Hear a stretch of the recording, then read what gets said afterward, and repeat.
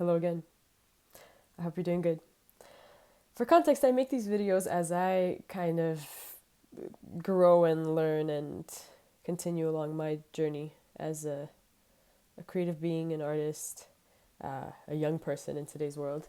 And recently, thank you so much, first of all, for the like attention and love on the last one. But this is the first video that I'm making that I'm actually kind of like nervous.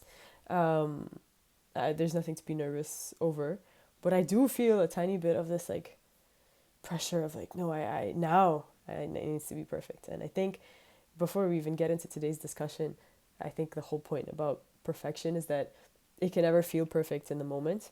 It can only maybe potentially feel like it was perfectly done after the fact. Um, and this is somewhat connected to today's discussion, which I'm really excited about because this one specifically, I think, is a new thought or realization that I haven't necessarily come across before. Um, so let's go over what we're going to talk about. So the main thesis that we're going to unpack is why we want to succeed as artists. And the conclusion, or I guess like the what you would have seen from the title, is that the truth is you're not special and your ego is what stops you from achieving your dreams. The first part that we're going to talk about is how in an artist's life, fame can never fulfill the desire thereof. And this is important because of the initial question that we're asking, which is why do we want to succeed as artists and what does success look like for artists, which a lot of the time somehow ends up coming back to fame. And here we're going to explore fame as like an example of success as an artist, to sort of explore that. And then we'll move on to why achieving your creative goals will actually be a humbling experience. And I'm really excited about this part because I think it's going to change a lot about, well, like if you haven't considered it this way before, which I haven't before thinking about this, I think it changes a lot in terms of how you perceive success and also what you anticipate of that success. And it also helps you just like find fulfillment in life in other ways if you need to, but I feel like I'm getting ahead of myself. So let's start with fame and the reason that you crave artistic success. As an artist, I feel like I've mentioned this before, but as an artist, obviously the only reason why we create in the first place is to communicate to someone. There, you wouldn't be releasing your art if you didn't have that intention.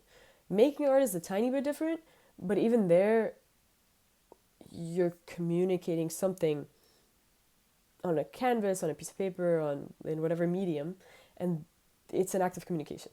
Like any art that's external from your head, which is like not art, it's imagination. So anything that comes from you and outwards into the world is technically an attempt at communicating something to someone. So art essentially is a means of communicating something from within you to someone else. And the reason why fame ends up being something that artists strive for is, well, obviously one, because artists do find fame oftentimes, and two, because what we think of when we think of fame or recognition, artistic recognition could be another thing to replace fame, but fame felt like a much simpler metaphor to go with. Artistic recognition is essentially the biggest example that we can think of being loved, seen, and like expressed those things too. You know what I'm saying? It's like when you're recognized as an artist, when you're recognized for your work, when you're recognized for something that you've either communicated or created or whatever, that's like the biggest confession of appreciation, recognition, and like we assume that someone who's famous is recognized for everything that they are, which isn't always the case, and we all know this and all these things, whatever. But nonetheless, that's why we as artists crave fame or recognition or whatever, right? Like awards. Why do we want to like be at the Oscars? Same thing, you know? We want to be recognized. But not necessarily in art, and that's gonna be the interesting thing. I have a bunch of like photos of Julius Caesar for some reason because he's sort of somehow I was thinking of like, well, how do I illustrate fame, and he came up, which it's interesting because I don't even know to what extent like he was famous. I mean, he was famous obviously, but it's like it was just like an interesting thing because it's just, I don't know. This is just the example. But essentially, the reason why as an artist you want to be seen is because you feel like you have something different about you that is worthy of being seen, of being like paid attention to and all of that. So it comes down to the fact that, okay, like you are craving love. And I'm sorry, because I'm technically talking to myself in this video. So if you feel like personally attacked, maybe think about it, but also like I'm mostly talking about me here. But essentially, if we have connected the dot from craving like artistic success to wanting to be seen and loved, what it comes down to is like, okay, why do you want to feel seen? What is behind that? And the truth is, it comes down to feeling different and worthy of recognition of said difference. Again, when we think about like famous people and like artists, whatever, all these people probably do have something unique about them. But because we're all human beings and because we're all equally unique, let's say, the fact of the matter is that no one's like you're different in the exact same way that anyone else is different. Meaning, sure, like your specific uniqueness might be different from someone else's uniqueness, but we're all worthy of being recognized and seen for our difference, which kind of humbles you already, but we're only getting started. So this is the whole first part of this idea that the reason why as an artist you crave fame is because somewhere deep down you feel like you deserve it. Why do you deserve it? Because you feel different. But the truth is we're all different in the exact same way, which means, and this is like the whole point, is that you're not special, but not in a way of like, it's pointless to go from one extreme to another, right? Like it's pointless from going from thinking that I deserve fame and I'm the like person that deserves the most creative artistic recognition in the world and I just haven't been discovered, to the extreme of like I'm not special and I just don't deserve any of it. Like both of those extremes are pointless and false. The truth is somewhere in the middle, which is that in the same way that you're not special, anyone who's famous or recognized for their creative greatness, whatever, isn't actually special either, because their specialness is the same specialness as anyone else's. Does that make sense? Like the same way that I don't know, like you're special for your talents, a 2-year-old somewhere is special for their talents. And the same way a great like Leonardo da Vinci or something is great or was great in his craft. It's the same thing. It's just different. And like I know a lot of like I come from like culturally like a Soviet background. So I know like in my family culturally greatness in terms of artistry is different. Like you have to be technically really, really good at what you do, which is where I know like a lot of the culture that I grew up in actually disagrees with what I'm saying right now. But that's, to me, the way that I perceive art and like talent and uniqueness and whatever.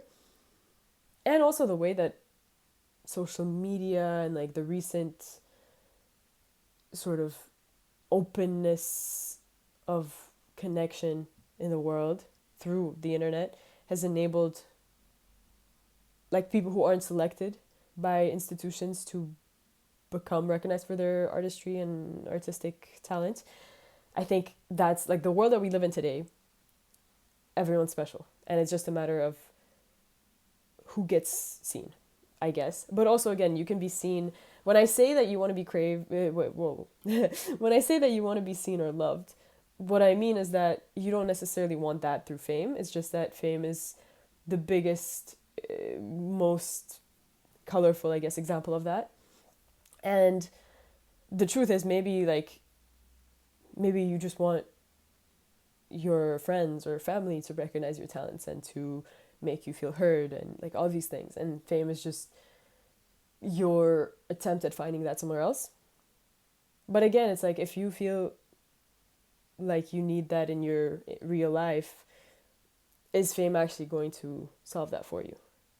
And this is where we move on to the second part, which I'm like almost more excited about. So you're not special is a good thing, and we'll see why. But the interesting thing here is that I think while you achieve your goals, every little win brings you closer to realizing that you're not special. And that threatens your defense systems, because if you hide away in this idea that you're worthy of fame and that you're interesting and that you deserve all of this greatness, then realizing that that's not true is going to be something that your body, ego, whatever, physically protects you from. And we'll get to this point as well, somehow. But so, now we're going to look at why achieving your creative goals will actually always be a humbling experience. And it's linked to, obviously, the realization that you're not special. And this is like a new idea that I've been sitting with. And I think that also the reason why like today I'm reading a lot more is because it's fresher, and so I'm trying to connect the dots better, but it's like hard. Also, like, this is the first time I'm recording in the morning, so I don't even know if I'm fully awake yet. It's not that early.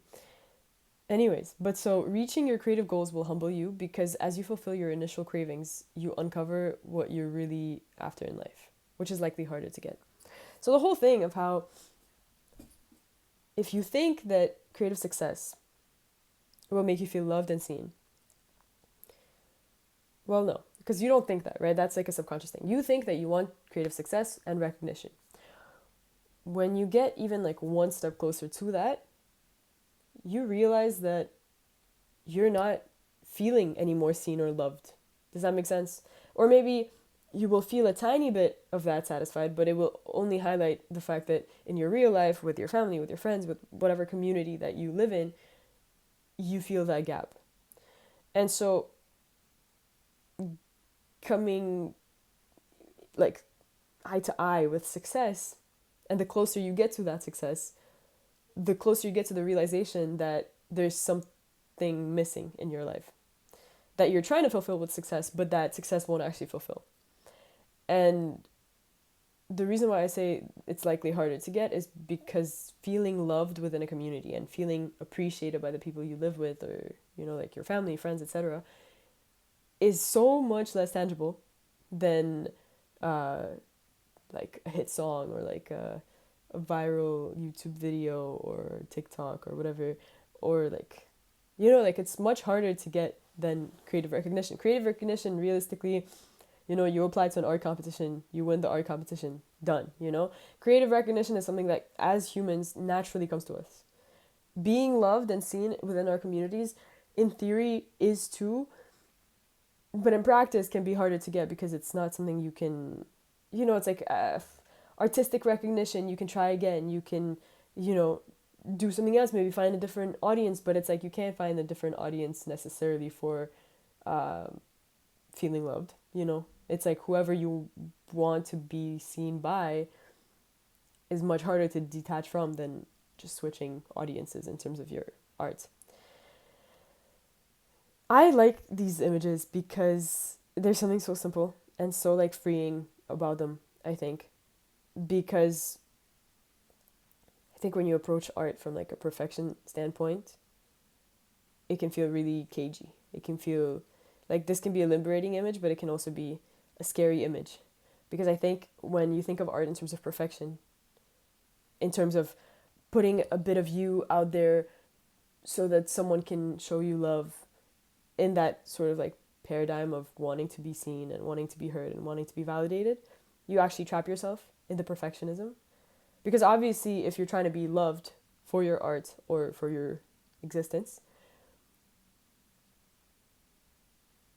you know that like there's something at stake, and that's, I think, where perfectionism comes from. And I think that perfectionism and that craving of love is actually something that blocks a lot of more free art. And I think that's why like I like these little explorations. I don't even know where they come from, but I really like them because I think I intend to also be freer and more exploratory in my art making, which is hard to do when you're attached to this idea of artistic success. Um, but it's like not every time you make art, it's like you don't have to try to be validated. It's like sure you want the artistic success, and I think even once you address your deeper cravings for love and recognition, you'll still want creative success, obviously. But I think it might be less personal and less about you and less about your ego and more about having fun with your work.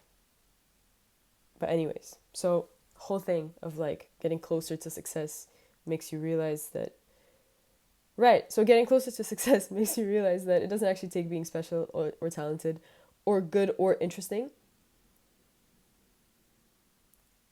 And in full transparency, I say this partly because the last video essay like this that I posted got a tiny bit more attention from people I don't know than usual. And even that made me realize that actually like there was nothing about that video that was in any way unique, or like it really wasn't about anything that I possess or that I had to say or bring to the table. It was kind of a thing that happened organically, if that makes sense. Like in the same way that, you know, when you walk into a place and you have a very like fulfilling conversation, it's not because someone in that conversation is like a talented conversationist that that conversation was enlightening in some way. It's just because that's like a life thing that happens. It's kind of like a flower growing. It's not that that flower is so like talented and magical and whatever that it like blossomed.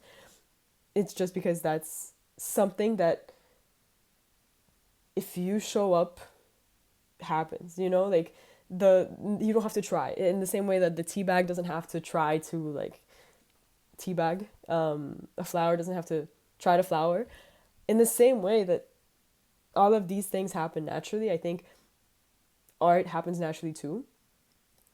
And therefore, it's not about how talented you are, how good you are, how much you have to say. It's actually just about you and anyone else showing up, doing the work, expressing whatever there is to express.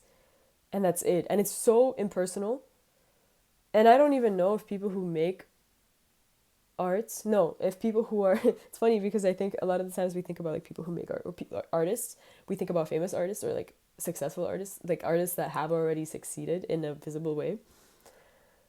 But I'm talking about them, and I shouldn't have said artists in general when referring to them because it was a specific thing that I was referring to. But like people, I wonder if people who have reached artistic success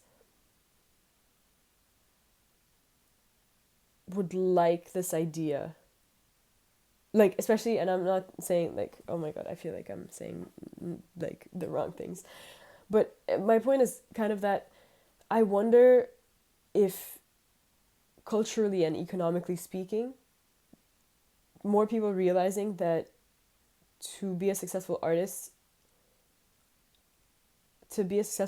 all you need to do is just make art, and like that it doesn't take talent, that it doesn't take, obviously, by the way, like it does take skill. Like I'm obviously not reducing these things, but the point is that it's not that someone has something that you don't have. It's more that they showed up and did the work. And I wonder if economically speaking, the perception of value in the creative economies would actually go down if more people realize that art is like a thing that everyone does and not something reserved to a special elite, creative elite or whatever. I just wonder, economically speaking, if the value that we assign to art might actually change if this becomes like a thing that everyone knows, just like hypothetically speaking. But yeah, no, and so what it does take is that it's just like a combination of luck, uh, like chance and showing up. But like showing up is obviously the biggest thing because sure you can get lucky that your art reaches other people or like connects with other people, or that the stroke of your paintbrush that you made is exactly the stroke that needed to be done. That you can't control, But if you never pick up the canvas, pick up the paintbrush, pick whatever, obviously it takes showing up.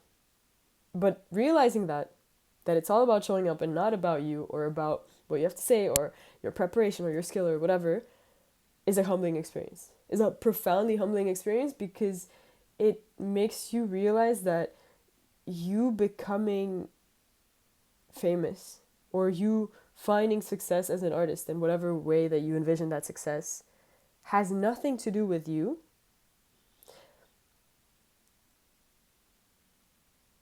And it's just not personal. Like, whether you are famous or not is not because of any attribute that could be assigned to you. It's just not, Like, and I think that is something that, like, your brain already subconsciously knows. So when you crave fame as a solution to a deeper desire for love or recognition, community, all of these things, your brain knows that fame is not going to give you those things, or like other version of artistic recognition is not actually going to fulfill those. It's not desires even, it's like those like needs, I guess. Your brain knows that. And the reason why I think artists get stuck or like are pushed into being stuck is because subconsciously knowing that it's not the solution to your problems, you avoid showing up because that can accidentally lead you to fame or to artistic recognition. Because you know that if you show up, get lucky, get the artistic recognition, your weaknesses will be exposed. And as long as you don't show up, and as long as you don't move, and as long as you hide, you won't find the luck, because obviously it takes showing up. But it also means that you have a potential solution that hides your problems and that keeps you hidden under like a warm blanket of delusion, but like the negative kind of delusion, that doesn't help you. And I think this is where like a lot of the creative block that most people have lies. And that's also why when you get one successful, let's say, piece of writing or whatever, like you publish a book. Hemingway, I think, published one book and then never wrote again. If it's not him, I'm sorry. I'm a business student. Please, let me know who it was. But Hemingway wrote one book. Let's say if it wasn't him, let's just say it's a hypothetical metaphor. I'm kidding. But basically, like, it's common for artists to write one book, let's say, it goes big, and then they never write again. And a lot of people talk about it as, like the pressure of your own perfection. Like, you made one really good piece of work and now you're like almost more perfectionist because you feel like you'll never do work that's as good or that compares. But equally so, it's just that now all of a sudden you're famous and you realize that that's not what you wanted. And showing up again,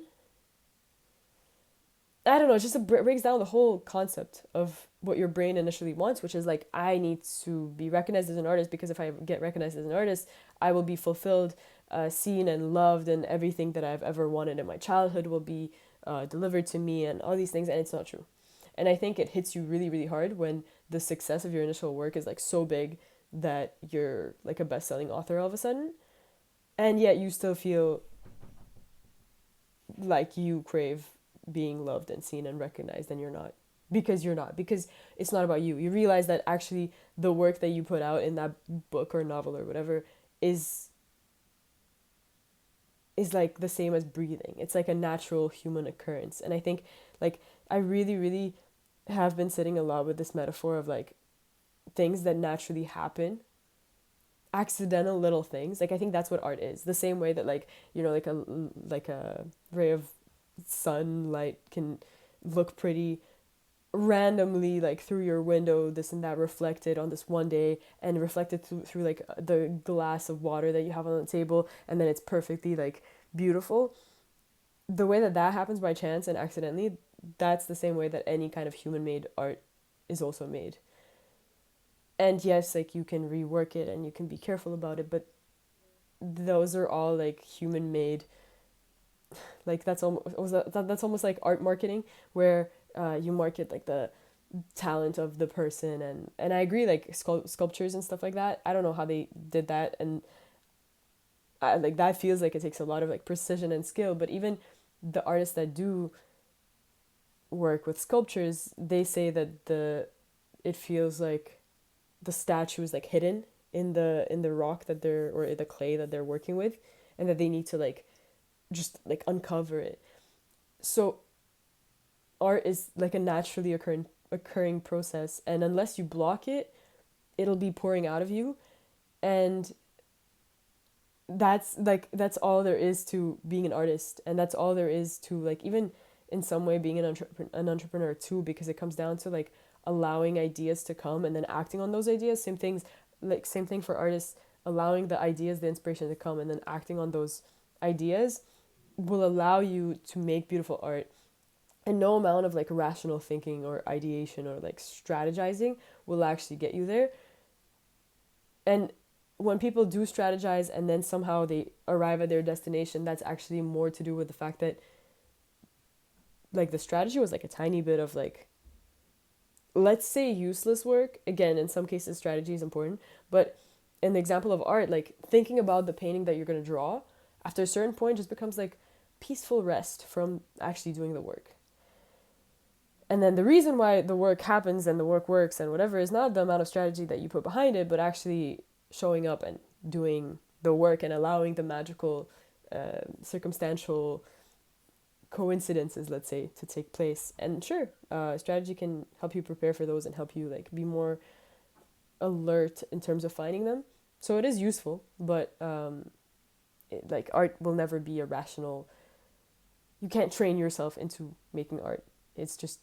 Like the most natural thing. Kids make art, and then they stop, and that's, as like grown adult artists or creative beings, I think the whole process is actually unpacking everything you've learned as like a teenager up until now, and allowing yourself to be a kid again, because that's what art is. And I think coming back to the whole thing of not being special, if you haven't felt success like coming to you, approaching, but you have big dreams and ambitions, then your ego is probably the reason why you're stuck. And that's like the whole thing that we just talked about, of like creative block being linked to your ego protecting you. Because the whole thing of subconsciously, you already know this. You already know that you're not special, and that fame is not a personal thing, and that it won't fulfill your desire for recognition and for being seen, because it's not personal. Because no matter how closely you write about your experience, the actual work that you do is not you. It's not like an athlete, let's say, maybe can, let's say, run their race and feel like they're the like the ones that made it happen. An artist makes it happen as far as like they showed up and they did the work, but you can't, like, it's really it's the whole thing of like catching ideas and putting them down, and then it's like a naturally occurring thing. Like there's nothing personal, and there's nothing, it's fulfilling in some way, but it's also really not fulfilling if you're trying to be fulfilled from it, and because you already know this subconsciously, your ego tries to avoid this like uncomfortable experience of realizing that actually what you're looking for is like a much deeper, much harder thing to get. And I think the conclusion of all of this is that, like, yes, as I wrote, you aren't special, and that's a good thing, because it liberates you from the pressure and the perfectionism in art, allows you to be more like free, to just exist as that sailboat, as the tea bag, as the ray sun, whatever. Allows you to play around, to just make art and experiment, and allows you to detach from how well your art performs, because at the end of the day, you as an artist, the only thing you can do is show up, play, explore, have fun, and the rest is kind of like whatever happens, it's like the flower. Yeah, like, it's really not personal. And I think the conclusion behind that is that, like, we all as artists have this desire to be recognized artistically. And I don't necessarily think that that's something to be ignored. I think, it's like we have full rights to go after that and to want that. Like, why would we not, in a way? But I think what's important here is just kind of like developing the what really matters, and like the feeling of being seen and loved regardless of the art you make, regardless of how perfect you are, regardless of whether or not you get the creative recognition. Finding the thing that you crave, being and feeling seen and loved and appreciated within your in-person circles before any tangible success. Because unless you separate the two quests of like finding the feeling of community and love and being seen from success as an artist, you will have a harder time finding fulfillment, because creative success will not feed the other one. So if you chase creative success as a way to fulfill yourself in terms of feeling seen, you're going to be chasing yourself your entire life, and that's only going to make it harder for you to make honest and playful and like free, seamless art. And instead you'll be, trying to optimize, trying to perfect, trying to improve something that's only meant to exist. And I think obviously, like, what does success look like for an artist? A part of it is, like creative recognition, maybe fame, whatever. But another part is actually being happy as a person. Because what's the point of any of it if you're not fulfilled internally? And I think that's where addressing why you crave what you think you crave and trying to fulfill both at the same time, like making art while you also develop your whatever it is, trying to have meaningful relationships, especially like with the internet and social media and all of that, and trying to, I don't know, like maybe whatever it is, just addressing both. Because I feel like as artists, the success that you're craving is never the full picture, and it's like you might as well look at the full picture. Yeah, I don't know, that's kind of where I've been sitting lately. I don't even know, I really did not illustrate anything with these images, but hopefully this lands somewhere, because I feel like it's really something that has been landing somewhere for me. I don't fully know what to make of this realization, but I think it's a way of looking at it that I haven't considered before, which is helpful. So yeah, hopefully you have a place on your shelf to put this information on. And yeah, I'll see you next time. Thanks a lot.